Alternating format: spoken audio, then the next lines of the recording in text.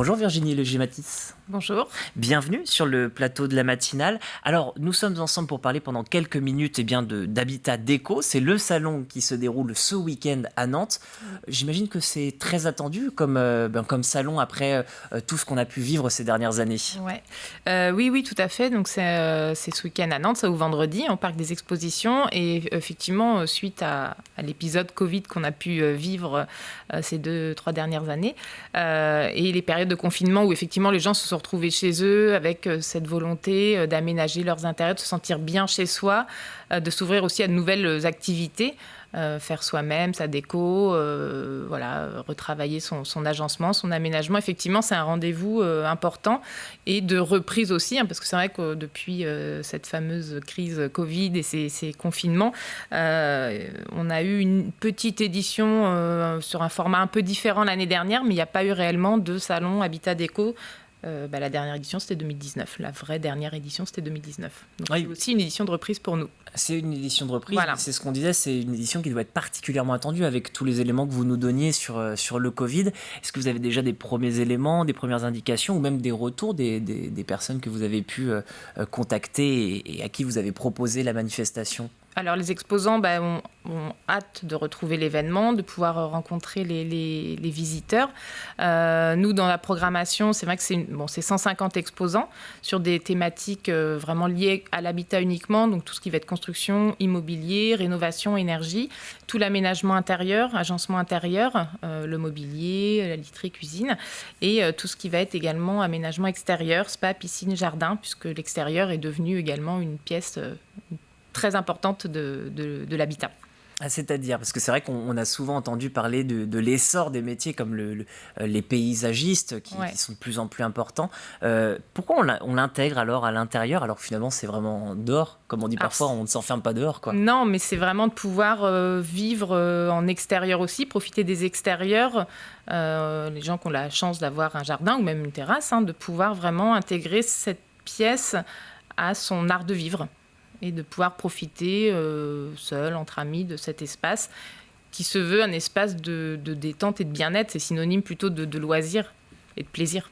Alors ce plaisir, donc vous l'avez dit, il y a de nombreuses choses que vous avez déjà évoquées et qui sont prévues avec plein de façons de décorer, de travailler son intérieur. Est-ce qu'il y a d'autres choses à noter sur cette programmation pour ce week-end ? Oui, alors on a les MOF qui seront présents pour présenter, donc c'est leur métier d'exception, donc présenter leurs travaux. On a 7 MOF présents, donc c'est les meilleurs ouvriers de France.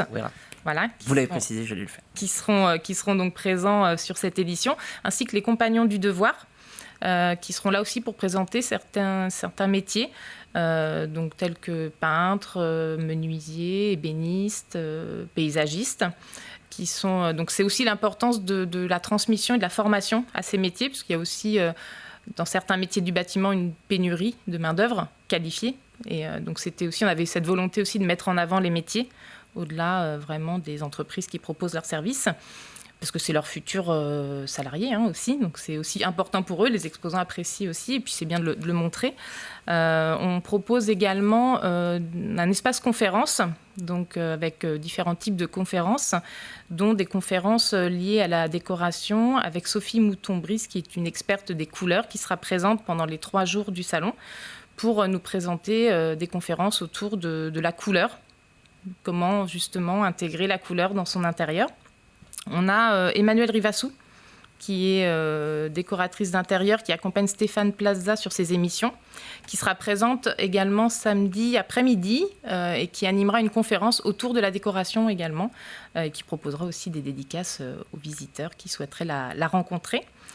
Et on développe cette année un hall autour de la gastronomie, avec donc une offre culinaire des exposants et des ateliers culinaires également, parce que c'est vrai que c'est quelque chose qui a pris beaucoup de place aussi pendant le Covid. On a vu toutes ces émissions de cuisine, les gens cuisinaient chez eux, sont mis à cuisiner, donc c'était important de proposer ce type, parce que ça fait partie de la cuisine et de pouvoir apprendre à bien. Donc on a Miam Nutrition qui sera là pour proposer des ateliers sur les petits déjeuners goûters sains.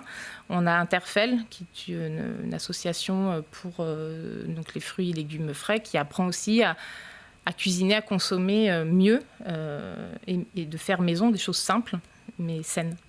Ce qui est important, je reviens dessus parce que nous, ça nous a quand même, ça nous a mis un petit peu des étoiles dans les yeux. C'est tout ce cycle de conférences dont vous venez de parler sur l'apport des neurosciences sur l'habitat et notamment donc cette conférence sur la perception des couleurs. Ça paraît un peu obscur en fait. Qu'est-ce qu'on essaye de nous dire? Qu'il y a certaines couleurs qu'il faut éviter et d'autres qu'il faut privilégier? Alors, c'est vrai que y a effectivement des couleurs qui ont un impact sur nos réactions, nos émotions. Voilà, au niveau du cerveau, il y a des choses qui se passent, qui mettent plus ou moins à l'aise. Donc, c'est vrai qu'il y a des couleurs, oui, effectivement, selon les objectifs qu'on a, les attentes qu'on a, les besoins aussi qu'on a, qu'il faut éviter. On va aller plus vers du rose pâle pour quelque chose de plus apaisant. Des couleurs aussi comme des tons de vert, de bleu vont être moins stressantes, vont faire redescendre un petit peu la pression, donc on va les favoriser pour les chambres. Le rouge, par exemple, on va éviter parce que c'est plutôt très on va dire très intense, agressif, ou voilà, ça stimule. Voilà, c'est plus stimulant. Donc ça va être pour des pièces où là, on va être peut-être en recherche plus d'action, quoi. Donc oui, effectivement, ça a un effet sur le cerveau et pas que les couleurs, les aménagements de manière générale aussi. Des pièces ont un effet aménagement, agencement, l'importance de la lumière, donc qu'elle soit naturelle ou pas, mais on a besoin pour notre développement physique et psychique. Donc c'est tous ces paramètres qui sont à prendre en compte pour l'aménagement et qui aujourd'hui prennent beaucoup plus d'importance qu'avant pour l'aménagement des intérieurs.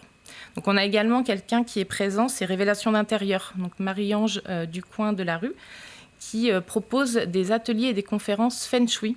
Donc on est aussi dans cette dimension d'agencement, d'aménagement, en tenant compte du bien-être, en fait, bien vivre chez soi. Elle travaille vraiment sur les énergies en fait, que cela peut renvoyer en fonction de l'aménagement, de l'agencement, l'encombrement des pièces, la luminosité, etc.